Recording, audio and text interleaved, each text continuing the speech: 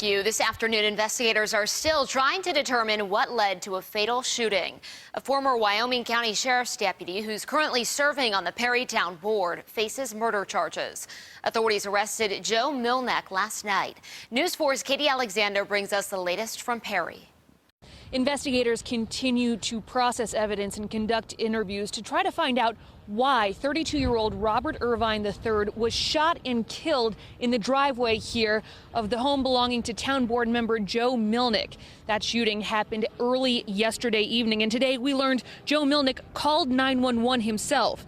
The sheriff's office and the district attorney say after deputies arrived, they had a short conversation with Milnick and took him into custody. He was arraigned on a charge of second-degree murder late last night.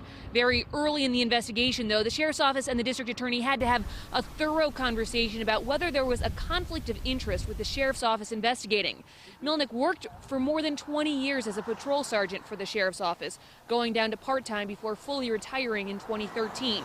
Since then, Milnick has served for a few years as the president of the Perry Center Fire Department and as a member of the Perrytown board.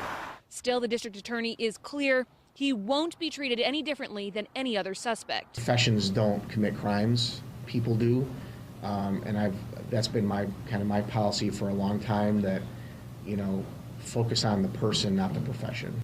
We're committed to following this through the court proceedings. This investigation, it won't end even in the days to come.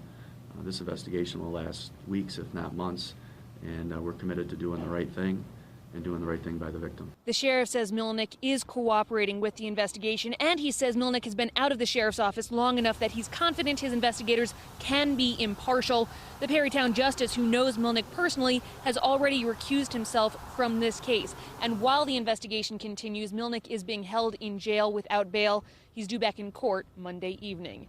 In the town of Perry, Katie Alexander, News 4. Katie, thank you. New at noon.